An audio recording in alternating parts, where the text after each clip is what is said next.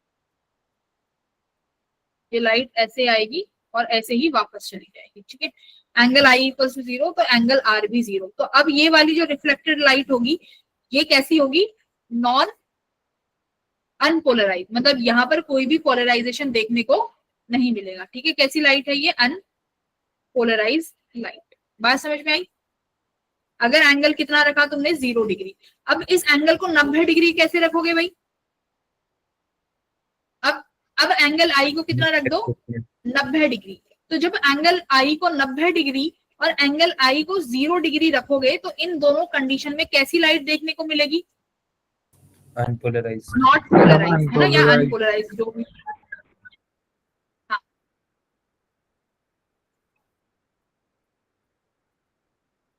सारा ही रफ होता है क्या इसमें? कैसी पीपीटी बनाई है? अनपोलराइज लाइट, इन दोनों एंगल पे अनपोलराइज लाइट देखने को मिलेगी। 0 से 90 के बीच में कोई भी एंगल होगा तो उसमें पार्शियली पोलराइज देखने को मिलेगी, और पर्टिकुलर आई बी पे 100% पोलराइजेशन देखने को मिलेगा। तो अगर बात आती है क्या रिफ्लेक्टेड लाइट 100% पोलराइजेशन होगी? नहीं, तीनों केसेस बन सकते हैं। अनपोलराइज भी हो सकती है, पोलराइज भी हो सकती है, और नॉट पोलराइज भी हो सकती है। तो तीनों केस याद हो गए? बोलो, पोलराइज कब होगी? Yes, ma'am. 100% पोलराइजेशन आईबी पे। मैम किसी पर्टिकुलर आईडी पे। पार्शियली, और पार्शियली मैम किसी भी एंगल पे। मैम 0 से 90 के बीच 0 में। और 90। 0 से 0 90 पे किसी भी एंगल पे। हाँ, राइट। और अनपोलराइज होगी 0 और 0 और 90 पे। 90 डिग्री पे। 90. 90। तो यहाँ पर तुम्हारा कंप्लीट हो जाता है पोलराइजेशन। इतना छोटा सा ये टॉपिक है, इसकी तुम्हें मैं डीपीपी नहीं दूंगी आज, मैं तुम्हें पीवाईक्यूज करने के लिए दूंगी। पीवाईक्यूज ट्राई करना, ठीक है। उससे पहले ये वाला क्वेश्चन कर दो, ये लो।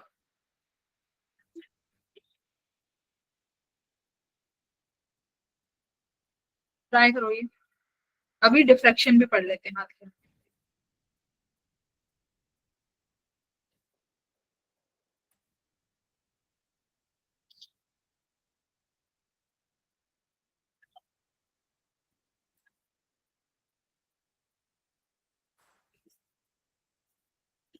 Okay,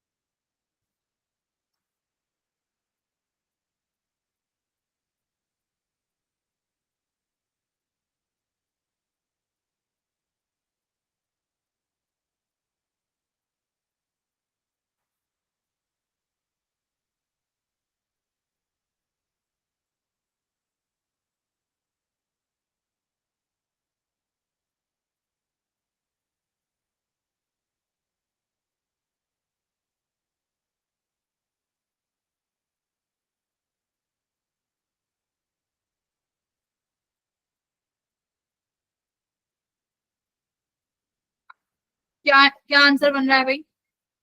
Tan E inverse. tan inverse √2। √2 बन रहा है। Yes ma'am. Very good.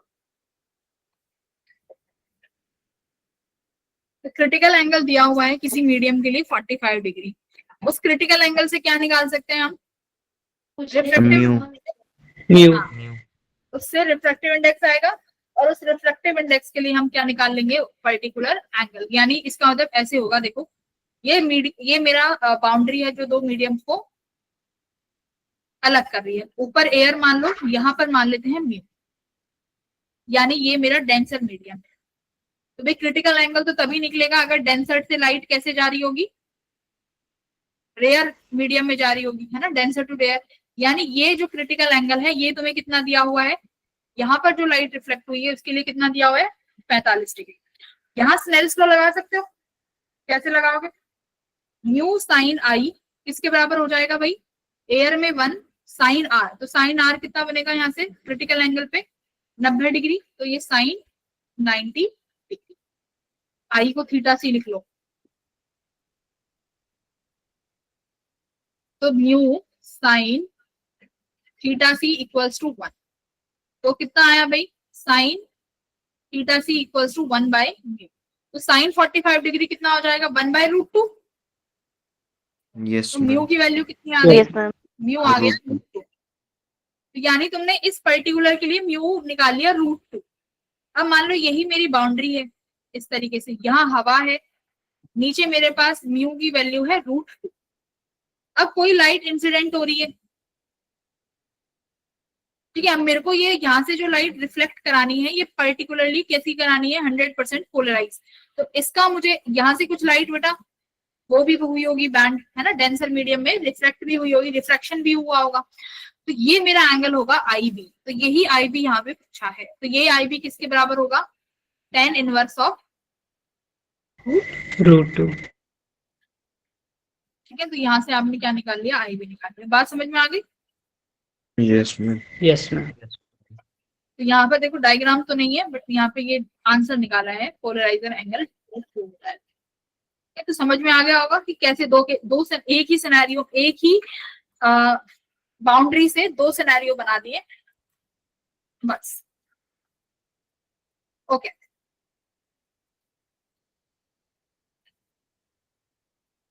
अब आ जाते हैं अपना किस पे, डिफ्रैक्शन। छोटू सा टॉपिक है डिफ्रैक्शन, ज्यादा बड़ा नहीं है।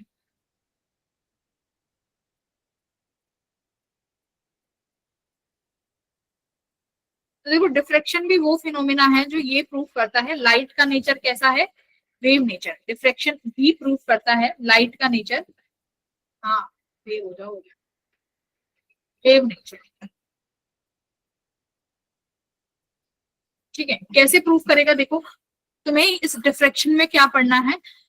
एक तो स्लिट वाला, सिंगल स्लिट डिफ्रैक्शन, ये मेरे सिलेबस में है कि सिंगल स्लिट डिफ्रैक्शन क्या होती है, बस ये मुझे पढ़ना है। ठीक है, आ जाओ। डिफ्रैक्शन का मतलब क्या होता है, देखो डिफ्रैक्शन का मतलब होता है, मैं पहले तुम्हें थोड़ा सिनेरियो बता देती हूँ जो तुम्हें समझ में आए। बेटा सपोज करो मेरे पास यहाँ है एक सोर्स, ठीक है,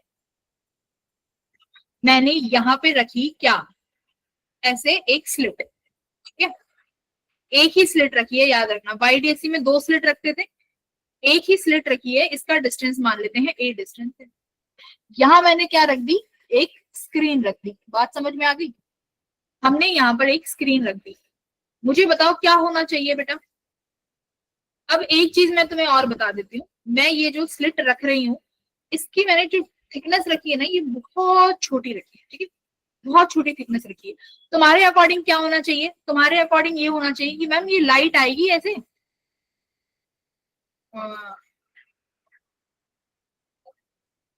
यहाँ से ये लाइट आएगी और यहाँ क्या होगा देखने को, ब्राइटनेस देखने को मिल जाएगी, यही कहोगे, है ना। और जो ये वाला जो रीजन है यहाँ क्या देखने को मिलेगा, डार्क। और ये वाला जो रीजन है यहाँ क्या देखने को मिलेगा, डार्क, यही कहोगे। ऐसा देखिए कि सामने से लाइट आई और सामने वाले पे जाके एकदम से ब्राइट बना देगा और इधर उसके ऊपर की तरफ डार्क देखने को मिलेगा और उसके नीचे भी डार्क देखने को मिलेगा। कुछ यही तुम कहोगे कि इस तरीके का मुझे क्या मिलना चाहिए, पैटर्न देखने को मिलना चाहिए। ठीक है, अब एक काम करते हैं, देखने को क्या मिला, देखने को मिला बेटा यहाँ पर भी क्या क्रिएट हुए, फ्रिंजेस क्रिएट हुए। क्या क्रिएट हुए, जैसे इंटरफेरेंस पैटर्न में फ्रिंजेस दिखे थे, यहाँ भी देखने को मिला फ्रिंज पैटर्न। ठीक है, फ्रिंजेस देखने को मिले, कैसे देखने को मिले, ये डार्क साइड प्रॉपर डार्क नहीं थी, यहाँ पर पैटर्न क्रिएट होगा, पैटर्न क्रिएट हुआ। अब मुझे बताओ यहाँ पर पैटर्न कैसे क्रिएट हो सकता है, यहाँ तो स्लिट भी एक है, यहाँ तो स्लिट भी हमारी कितनी है, एक ही स्लिट है, तो कैसे बनेगा पैटर्न, ये समझते हैं हम हाइजेंस की थ्योरी से। हाइजेंस ने वेव फ्रंट थ्योरी बताई थी, उससे उन्होंने क्या बोला कि यहाँ पर मेरे पास ये सोर्स है, इस सोर्स से लाइट रेज निकल रही है और ये लाइट रेज क्या काम कर रही है, एज अ प्राइमरी डिस्टरबेंस। भाई मेन तो डिस्टरबेंस यही है, प्राइमरी डिस्टरबेंस क्रिएट करी हमारे सोर्स में। इससे सोर्स से डिस्टरबेंस पहुंची यहाँ पर इस स्लिट के पास, स्लिट का मतलब है यहाँ पर कुछ नहीं है, यहाँ पर खाली स्पेस है। ठीक है, यहाँ पर पहुंची मेरी ये सोर्स से निकलने वाली डिस्टरबेंस, तो यहाँ पर क्या क्रिएट होगा, एक वेव फ्रंट बनेगा, एक वेव फ्रंट बनेगा और इस वेव फ्रंट पे हर एक पार्टिकल किसका काम करेगा, सॉरी इस वेव फ्रंट का हर एक पॉइंट किसके काम करेगा, secondary secondary source wavelet secondary disturbance का, यानी सेकेंडरी डिस्टरबेंस का। तो इसका मतलब यहाँ से निकलने वाली ये सब क्या करेंगी, ये सेकेंडरी डिस्टरबेंस बनाएंगी। ये वाला पॉइंट अपनी ऐसी डिस्टरबेंस क्रिएट करेगा। तो ये वाली डिस्टरबेंस क्या करेंगी, ये वाली डिस्टरबेंस आपस में कैसा पैटर्न बनाएंगी, फ्रिंजेस फॉर्म करेंगी, है ना। ये आपस में क्या करेंगी, सुपर इम्पोज होंगी। तो इसीलिए मुझे यहाँ स्क्रीन पर कैसा पैटर्न देखने को मिलता है, फ्रिंजेस देखने को मिलती हैं। ठीक है, फ्रिंजेस देखने को मिलती है, फ्रिंजेस देखने को मिली। तो ये था सिंपल वाला स्लिट वाला। अभी हमने कुछ पढ़ा नहीं है, अभी जस्ट मोटा मोटा देख रहे हैं कि हाइजेंस ने कैसे समझाया डिफ्रैक्शन।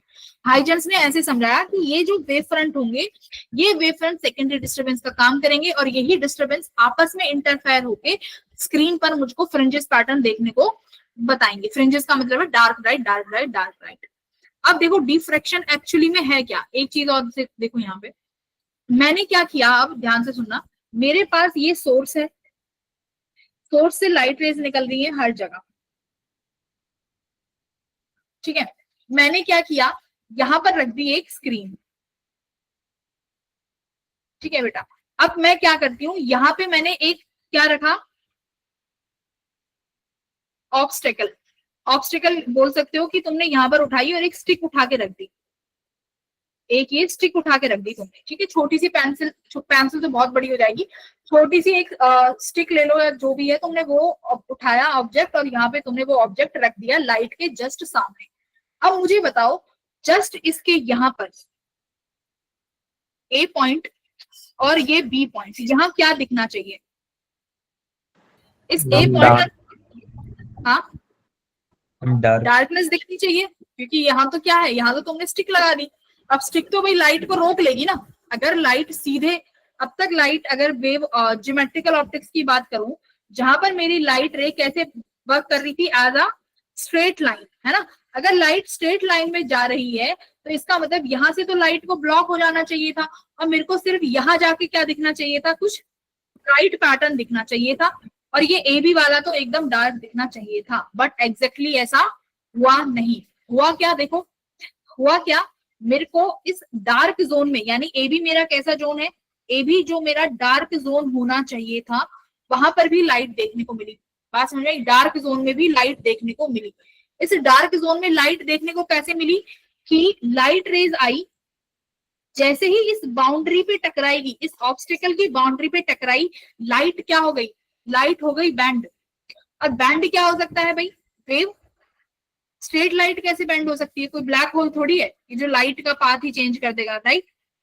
यहाँ पर लाइट कैसे बैंड हो सकती है, वेव नेचर है। तो इसका मतलब यहाँ पर लाइट एज अ वेव की तरह आई और यहाँ पर वेव की तरह जाके क्या करेगी, जो तुम्हारा ये डार्क रीजन है यहाँ पर क्या दिखाई देगा, मुझे ब्राइटनेस दिखाई देगा। तो जैसे तो तुम्हें यहाँ दिखाया हुआ है, इस वाले सेकंड डायग्राम में आओ, जहां पर ये वाला पोर्शन है, ये क्या है, ये तुम्हें दिखाई दे रहा है यहाँ पर ब्राइट, ये ब्राइट पोर्शन है। तो इसका मतलब जो तुम्हारी लाइट थी डार्क शेडो रीजन में भी एंटर कर गई। तो डार्क शेडो रीजन में एंटर करने का मतलब क्या हुआ, लाइट का ऑब्स्टेकल के कॉर्नर पे से बैंडिंग हुआ और इसी बैंडिंग को क्या बोलते हैं, डिफ्रैक्शन। तो डिफ्रैक्शन क्या है, bending of light around the corners of obstacle. तो ऑब्स्टेकल्स के अराउंड पे लाइट का बैंड हो जाना, तो बैंड होके क्या करेगी, उस शेडो पोर्शन में लाइट एंटर कर जाएगी, ठीक है। ये हुआ डिफ्रैक्शन। देखो ये जो मैं अभी तुम्हें डायग्राम समझाई थी स्लिट वाला, ये आपस में कैसे इंटरफेयर करेंगी, तो ये आपस में दिख रही है इंटरफेयर करती हुई। ये हर एक लाइट का, ये जो तुम्हारा वेव फ्रंट का हर एक पार्टिकल खुद का क्या बनाएगा, एक डिस्टरबेंस क्रिएट करेगा। हर एक, क्या बोला था, every point of wave front is acting as a new source of disturbance, यही बोला था ना हाइजेंस ने। Every point of wave front is acting as a new source. तो हर एक पॉइंट को न्यू सोर्स की तरह काम कर रहा है और यही सोर्स आपस में क्या करेंगे, ये सुपर इम्पोज करेंगे और तुम्हें कैसा पैटर्न दिखाई देगा, फ्रिंजेस वाला पैटर्न दिखाई देगा। इसको थोड़ा लोड होने दो, देखो ये रहा, क्रिएट हो गई आपस में।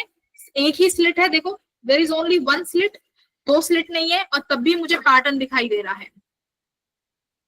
क्या ये समझ में आया कि ये पैटर्न क्यों दिखा सिंगल स्लिट में भी, बात समझ में आई। अगर Yes. पेपर में अजम्पशन और रीजनिंग में सवाल आता है क्या सिंगल स्लिट इंटरफेरेंस फ्रिंजेस बना सकती है, तो आंसर क्या लिख के आओगे, यस और नो? Yes ma'am. यस देखो करने की कोई बात, Yes, ये sir. इंटरफेरेंस फ्रिंजेस नहीं है, ये डिफ्रेक्शन, ये कौन सी फ्रिंजेस हैं, डिफ्रेक्शन वाली फ्रिंजेस हैं, इंटरफेरेंस नहीं है ये डिफ्रेक्शन वाली फ्रिंजेस हैं।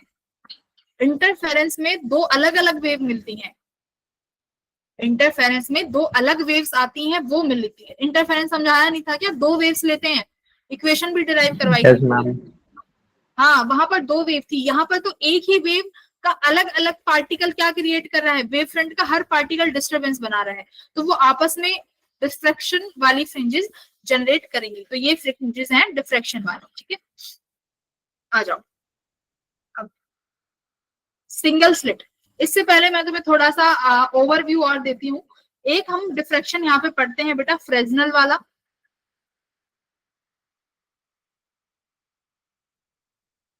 दूसरा फ्रेनहोफर। ये तुम्हारे हो सकता है, ये चीजें जो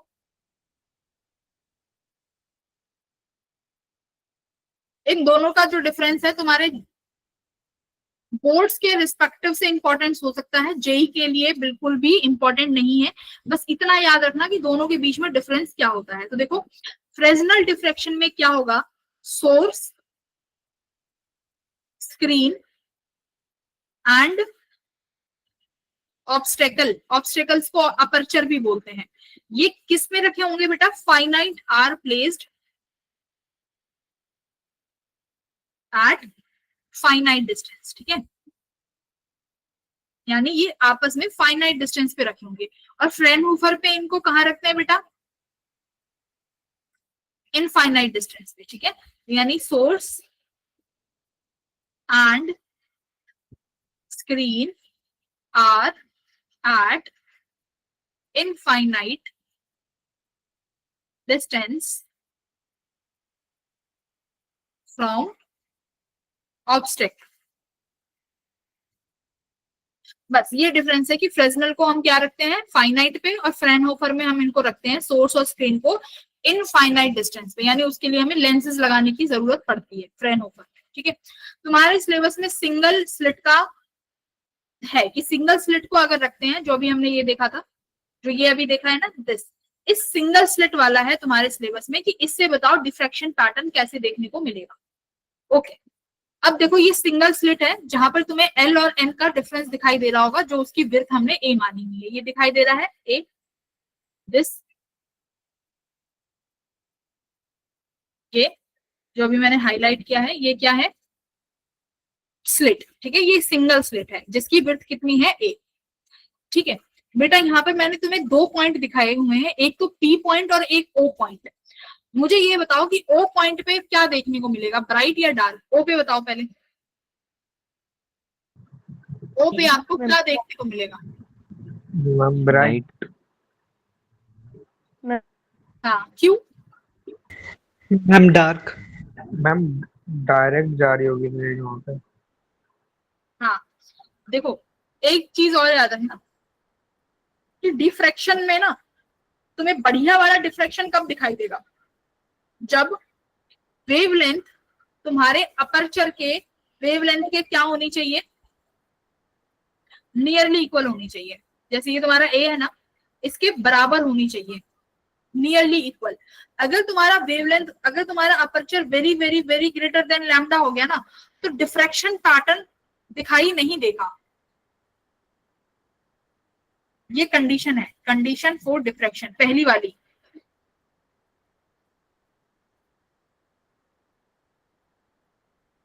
ये कंडीशन है फॉर डिफ्रैक्शन, यानी लैम्डा और ए एक दूसरे के सिमिलर होने चाहिए। ठीक है, ज्यादा बड़ा नहीं होना चाहिए। अगर तुम्हारा अपर्चर बहुत बड़ा हो गया तो diffraction pattern will not visible. Ma'am यहाँ पे अपर्चर क्या है, एक बार बता दो। हाँ बिल्कुल, अपर्चर का मतलब है जैसे ये ए है ना, जो तुमने स्लिट ली है, अगर तुम इस स्लिट का ये लेंथ बहुत बड़ा ले लेते हो, है ना, स्लिट की ये लेंथ इतनी बड़ी हो गई कि तुम्हारी जो वेवलेंथ है तुम्हारी लाइट की, वो बहुत छोटी पड़ जाए। बात समझ में आई? यानी ए तुमने मीटर्स में ले लिया और वेवलेंथ नैनोमीटर्स में है, तो कैसे डिफ्रैक्शन पैटर्न दिखेगा? डिफ्रैक्शन पैटर्न विजिबल नहीं होगा। तो इनको कैसा होना चाहिए, ए और लैम्डा को नियरली इक्वल होना चाहिए, तभी जाके डिफ्रैक्शन पैटर्न क्लियरली विजिबल होता है। बात समझ में आई? यहाँ पर एक वो नहीं है डायग्राम, अगर वो डायग्राम होता ना उससे बहुत अच्छा समझ में आता है, तो डिफ्रैक्शन पैटर्न बढ़िया नहीं बनेगा।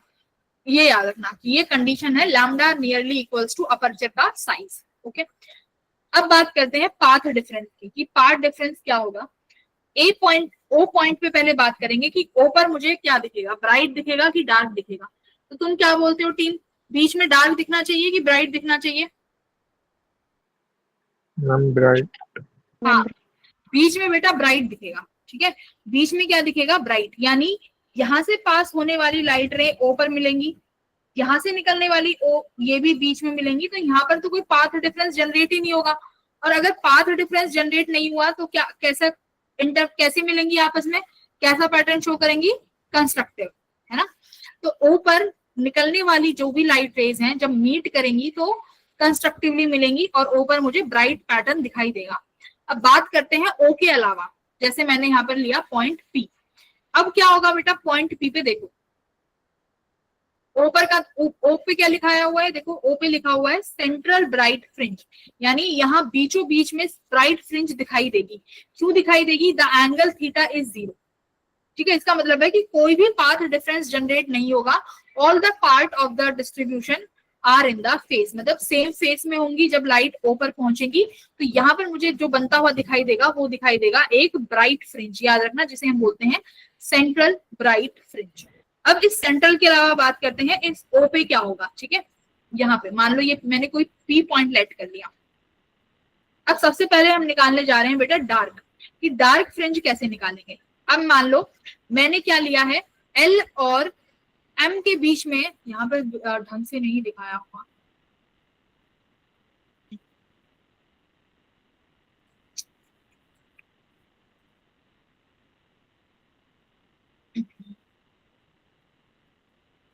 एक मिनट जरा रुक, यहीं पे ले लेते हैं। सपोज यहाँ पर मेरा पॉइंट है पी, ठीक है। मैं क्या करती हूँ बेटा, एल और एन के बीच की जो डिस्टेंस है इसे क्या मान लू, लैम्डा मान लेते हैं। क्या मान लेते हैं बेटा, लैम्डा, ठीक है। एल और एन के बीच की जो डिस्टेंस है मैंने इसको लैम्डा माना। ओके, अब क्या होगा, इसके बीचों बीच मैंने एक ऐसे लाइन, सपोज करो ऐसे यहाँ पर एक लाइन खींच दी जो इस एल और एन को बीचों बीच से डिवाइड कर रही है, यानी इनका हाफ कर दिया। सपोज करो ये लाइन मेरी ओ डैश है, ठीक है। अब देखो एल और ओ डैश के बीच में ये डिस्टेंस कितना हो जाएगा, लैम्डा बाई 2, और इसके बीच में भी ये डिस्टेंस कितना हो जाएगा, लैम्डा बाई 2।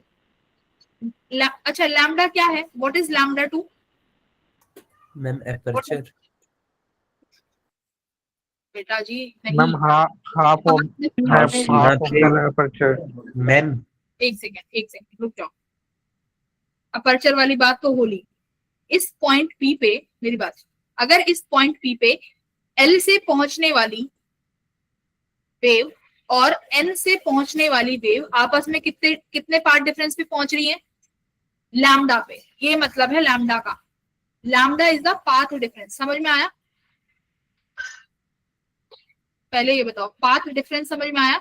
लैम्डा क्या है बेटा, पाथ डिफरेंस, यानी एल के जस्ट यहां से निकलने वाली वेव और एन के जस्ट यहां से निकलने वाली वेव आपस में पी पॉइंट पर कितने पे पहुंच रही है, कितने पाथ डिफरेंस पे पहुंच रही है, लैम्डा वाले पाथ डिफरेंस पे पहुंच रही है। इतना क्लियर हुआ? लैम्डा क्या है यहाँ पे, लैम्डा है पाथ डिफरेंस। समझ आया? ठीक है, लैम्डा है पाथ डिफरेंस। मैंने क्या किया, एल और एन के बीच में एक लाइन खींची जिससे मैंने एल और एन को किस में डिवाइड कर दिया, एल ओ डैश और ओ डैश एन। ये दिख रहा है ओ डैश। तो यानी अब ओ से निकलने वाली लाइट और एल से निकलने वाली लाइट में बेटा कितना डिफरेंस होगा, मुझे ये बताओ। एक लाइट एल से निकली और ओ से निकली, इनके बीच में कितना पार्ट डिफरेंस जनरेट होगा, लैम्डा बाय 2। बात समझ में आई भाई? एल और एन में जो लाइट निकली थी, एल से जो लाइट निकली और एन से जो वेव निकली, वो दोनों पी पर लैम्डा के पार्ट डिफरेंस पे मीट कर रही है। मैंने बीचों बीच एक इमेजिनरी लाइन ड्रॉ कर दी। अगर वो उस लाइन से निकलने वाली वेव एल और एन के साथ कितना पार्ट डिफरेंस जनरेट करेंगी भाई, आधा, लैम्डा बाई 2, लैम्डा बाई 2। इतनी बात मान रहे हो? Yes ma'am. ठीक है, इतनी बात तुमने मानी, ठीक है। ओके, तो यानी लैम्डा बाई टू का पाथ जनरेट कर रही है। अब मेरे को बताओ लैम्डा बाई टू का जब पाथ डिफरेंस होता था तो कौन सा फ्रिंज पैटर्न बनता था, डार्क या ब्राइट? लैम्डा बाई टू पे डार्क। डार्क बनता था ना, लैम्डा बाई टू पे डार्क बनेगा। अब मेरी बात सुनो, अब हो सकता है कि तुम यहाँ पर कोई पॉइंट लेना चाहो, सपोज करो m, तुमने ये यहाँ पर जितने भी डिस्टेंस पे लिया हुआ है, सपोज करो तुमने L से x नीचे दूरी पर आपने एक पॉइंट माना m, तो बेटा इस n के यहाँ भी एक m डैश पॉइंट एग्जिस्ट करेगा ना सेम डिस्टेंस पे। तो यानी इस m और m डैश से निकलने वाली light rays same path difference generate करेंगी, वो आपस में एक दूसरे को क्या कर देंगी, जैसे ये भी लैम्डा बाई टू, ये भी लैम्डा बाई टू का पाथ डिफरेंस बनाएंगी। बताओ m वाला और m डैश वाला कितने डिग्री का पाथ डिफरेंस बनाएगा भाई? पाई बाई टू का ही तो बनाएगा। तो यानी P पर पहुंचने वाली लाइट रेज ऊपर वाली स्लिट से और नीचे वाली से कितने पार्ट डिफरेंस पे जनरेट करेंगी? लैम्डा बाई टू का। और लैम्डा बाई टू के पार्ट डिफरेंस में किस तरीके का इंटरफेरेंस पैटर्न बनता है, सॉरी फ्रिंज पैटर्न बनता है? डार्क। तो यानी यहां मुझे अपना पहला डार्क दिखाई देगा, और कितने पाथ डिफरेंस पे दिखाई दिया? फर्स्ट डार्क कितने लैम्डा पे, फर्स्ट डार्क कितने पे दिखाई दिया मुझे? लैम्डा पे। इंटरफेरेंस में लैम्डा पैटर्न पार्ट डिफरेंस पे क्या मिलता था? Bright, correct. तो यहाँ उसका उल्टा हुआ है। बात को समझ में आई क्या कह रही हूँ? Yes ma'am. यहाँ पर मैं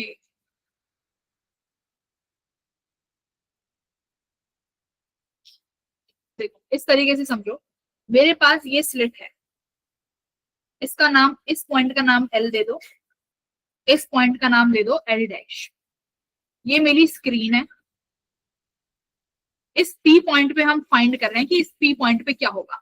तो मैंने माना कि L, यहाँ पे जो लाइट रे जा रही है L से, और L डैश से जो लाइट रे जा रही है, इनका डेल्टा x कितना है? लैम्डा है, ठीक है। तुमने बीच में एक पॉइंट मान लिया O, जो कि इसको OL और OL डैश को कैसे डिस्ट्रीब्यूट कर रहा है? आधे से। बात समझ में आई? इसका मतलब दोबारा देखो, इस O से निकलने वाली जो लाइट रे है, जब ये P पे पहुंचेगी तो पाथ डिफरेंस, यहां देखो, इन L एंड O कितना होगा? Lambda by two. L dash and O कितना होगा? Lambda by two. यानी इस वाले सेगमेंट से निकलने वाली लाइट रे और OL से निकलने वाली हर एक लाइट रे आपस में कितना पार्ट डिफरेंस जनरेट करेंगी? लैम्डा बाई टू का पार्ट डिफरेंस जनरेट करेंगी। बात समझ में आई? तो यहाँ पर जो मिलेगा अब P पॉइंट पे, ये क्या मिलेगा तुम्हें? यहाँ पर डार्क दिखाई देगा, क्योंकि अभी हमने पढ़ा था कि लैम्डा बाई टू तो कंडीशन कैसी होती है? डार्क। तो यानी डेल्टा x अगर क्या हो? लैम्डा बाई टू हो, तो मेरे को क्या मिलेगा? पहला डार्क। बात समझ में आई? अब मेरी बात सुनो, अब मैं इसी को कितना कर दूं? इस पाथ डिफरेंस को ही कितना कर देते हैं भाई? बेटा 2L करो, इसको 2 लैम्डा करो, क्या होगा? मुझे लगता है एक क्लास और लेनी पड़ेगी इस पे। ये मेरा P पॉइंट है, ये L, और ये फिर से L डैश। अब P और L डैश से जो लाइट रे यहाँ मीट करेंगी, यहाँ डेल्टा x मैंने कितना लिया है? 2 लैम्डा। बात समझ में आई? कितना लिया बेटा? 2 लैम्डा। अब देखते हैं कि 2 लैम्डा पे क्या मिलेगा। मैंने फिर से एक काम किया, मैंने यहाँ बीच में एक क्या खींच दिया? एक O पॉइंट, एक O पॉइंट बना दिया। अब मैंने क्या करना है, अब हमने क्या करना है, मैं यहाँ पे मैंने क्या लिखा? LOL dash. अब एक और यहाँ पर क्या बना दो? देखो इस तरीके से इसको 4 हिस्सों में डिवाइड कर लो, इसके नीचे एक और बना दो O डैश।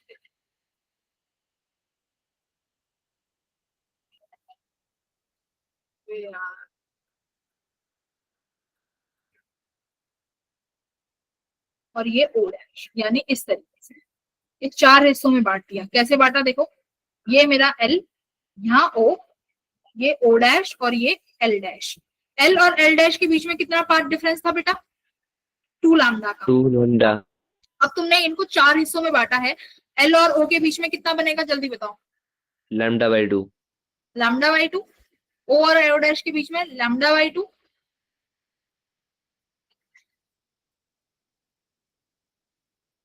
λ/2 प्लस λ/2 लैम्डा,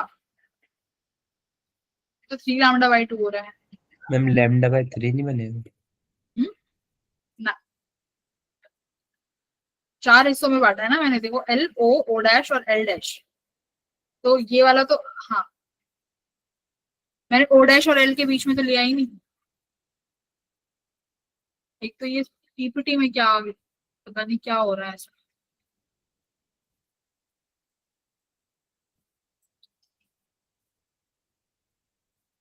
एक काम करते हैं, इसको एक बार कल देखेंगे, है ना, कल कराती हूँ क्योंकि टाइम भी ओवर हो गया। इसमें मोटा मोटा ये समझना है कि जब भी मेरे मैम पास, मेरी बात सुनो, अगर लैम्डा होगा, 2 लैम्डा होगा, 3 लैम्डा होगा, ये लाइट वेव्स इस तरीके से डिस्ट्रीब्यूट हो जाएंगी इवन नंबर में, ये एक दूसरे को कट कर देंगी। यानी 2 लैम्डा कितने पार्ट्स बनेंगे, λ/2, देखो λ/2 λ/2 और λ/2 बन गए ना, λ/2 λ/2 लैम्डा, और ये भी इन दोनों को ऐड करोगे तो कितना बना, मैम 2 लैम्डा। लैम्डा बन गया। तो यानी हर एक लाइट वेव जब पी पे जाएगी ना, तो λ/2 से इंटरफेयर करेगी, और λ/2 से जब वो इंटरफेयर करती है तो क्या बनता है, डिस्ट्रक्टिव। डिस्ट्रक्टिव मतलब डार्क, बात समझ में आई, डार्क बनेगा। अगर मैं बोलूं कि बेटा 3 लैम्डा ले लो, तो अब 3 लैम्डा में कैसे डिस्ट्रीब्यूट करोगे बताओ, 3 लैम्डा में कितने टाइम्स ऑफ λ/2 आ जाएगा, λ/2 एक सेट ये बन गया, एक सेट और बन जाएगा λ/2 का, और फिर एक सेट और बन जाएगा, 3 सेट बन गया λ/2 यानी ये हर एक सेट λ/2 से उस पी पॉइंट पे पहुंचेगा, और ये पी पॉइंट पे λ/2 का पाथ डिफरेंस जनरेट करेगा, और फिर से क्या बनाएगा, डार्क बना देगा। बात समझ में आई? तो यानी जब भी तुम्हारा पाथ डिफरेंस किसके बराबर होगा, n टाइम्स ऑफ लैम्डा, तो तुम्हें क्या मिलेगा, n टाइम्स ऑफ लैम्डा पे क्या मिलेगा, डार्क। क्या मिलेगा बेटा, डार्क मिलेगा। इतनी बात क्लियर हुई? डार्क। हाँ, तो जब भी मेरे पास पाथ डिफरेंस n लैम्डा होगा तो we will get what, dark fringes. ठीक है, डार्क फ्रिंजेस मिलेंगी। ब्राइट फ्रिंज कैसे मिलेगी बताओ, ब्राइट कैसे मिलेगी, अगर मैं रखती हूँ 3/2, मेरी बात सुनो, अभी तक अब हमें किस में रखना होगा, फ्रैक्शंस में, तो मैं सबसे पहले रखती हूँ 3 λ/2 पे। पहले मुझे बताओ, तुम कहोगे कि मैम λ/2 पे क्यों नहीं रखा, भाई दो ही तो कंडीशन है, या तो डेल्टा एक्स n लैम्डा हो सकता है, या डेल्टा एक्स कितना हो सकता है, 2n1 प्लस λ/2, करेक्ट, यही तो पढ़ के आए हैं। अगर n की वैल्यू 0 रखोगे तो कितना मिलेगा, पार्ट डिफरेंस λ/2। अब मुझे बताओ λ/2 अपने आप को किस में डिस्ट्रीब्यूट कर सकता है, λ/4 में, λ/4 और λ/4, यानी ये दोनों पार्ट डिफरेंस फिर पी पे कैसे मिल रहे हैं, इसकी कंडीशन थी λ/4 डिस्ट्रक्टिव की, तो यानी पी पॉइंट पे फिर से डिस्ट्रक्टिव मिलेगा, तो इसका मतलब λ/2 पर मेरे को अपना क्या नहीं मिलेगा, कंस्ट्रक्टिव ब्राइट स्पॉट नहीं मिलेगा। तो सबसे पहला व्हाइट स्पॉट क्या कहाँ मिलेगा, 3 λ/2 पे। देखो यही चीज है जो याद रखनी है, बाकी कल मैं और डिटेल में भी कराऊंगी, अभी समय की कमी है तो एक बार समझ लो। यानी पहला जो ब्राइट मिलेगा, फर्स्ट ब्राइट कहाँ जाके मिलेगा, 3 λ/2 पे। कैसे मिलेगा, देखो बेटा 3 λ/2 यानी 3 सेट तो λ/2 के मिल गए, देखो मिल गए 3 सेट, लेकिन अभी इकलौता क्या बच गया, इकलौता क्या बचा, λ/2 अकेला बच गया ना। देखो ये λ/2 एक दूसरे को कैंसिल, ये एक दूसरे को कैंसिल, ये एक दूसरे को कैंसिल, तो इकलौता ये वाला λ/2 क्या बनाएगा, ये इकलौता λ/2 वहां जाके कैसा पैटर्न बनाएगा, ब्राइट पैटर्न, है ना। भाई वो तो एक दूसरे को कैंसिल कर रहे थे पाथ डिफरेंस से, इस λ/2 को कैंसिल करने वाला कोई भी वेव नहीं है, तो यानी यहाँ ये λ/2 अपना ब्राइट स्पॉट जनरेट कर देगा। बात समझ में आई? We will discuss in more detail कल वाले क्लास में, अभी तो हमारे पास समय नहीं है, तो कल ये सिंगल स्लिट वाला पढ़ेंगे, बट फिर भी मैं तुम्हें आज PYQ शेयर कर दूंगी, ट्राई टू सॉल्व, नहीं होता है तो कल डिस्कस करते हैं, ठीक है। डिफ्रैक्शन बेटा कल दोबारा स्टार्ट करेंगे, डोंट वरी, आज तुमने जस्ट आइडिया लिया है, अभी डेरिवेशन भी रहते हैं। Okay, bye bye. Bye ma'am. Bye ma'am. Bye ma'am.